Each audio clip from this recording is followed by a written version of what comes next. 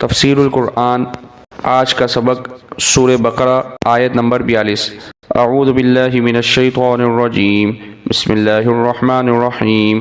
وَلَا تَلْبِسُوا الْحَقَّ بِالْبَاطِلِ وَتَكْتُمُوا الْحَقَّ وَأَنْتُمْ تَعْلَمُونَ۔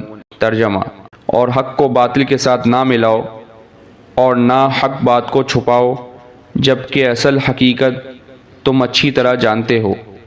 اس آیت مبارکہ کی تفسیر میں یہ بات لکھی ہے کہ اس آیت میں بھی علماء یہود کو خطاب ہے۔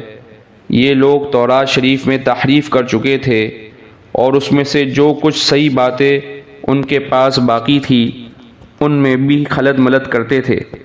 اول تو تعلیم عام نہیں تھی، اپنی قوم کے تمام افراد کو دین اور کتاب نہیں سکھاتے تھے، اور تورات شریف کے اوراق منتشر کر کے رکھے ہوئے تھے، جس کو ایک جگہ اللہ پاک نے اس طرح ارشاد فرمایا: تجعلونہ قراطیس تبدونہا وتخفون کثیرا۔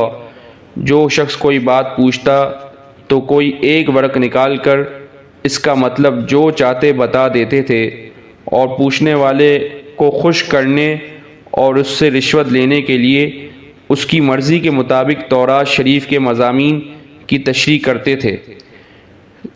سیدنا محمد صلی اللہ علیہ وسلم کی جو علامات تورات شریف میں لکھی تھی ان کو چھپاتے تھے۔ ان کو حکم فرمایا کہ تم حق بات کو باطل کے ساتھ مت ملاؤ، اپنی بنائی ہوئی بات کو اللہ تعالیٰ کی طرف منسوب نہ کرو، خود تراشا بات کو حکم خداوندی ظاہر نہ کرو۔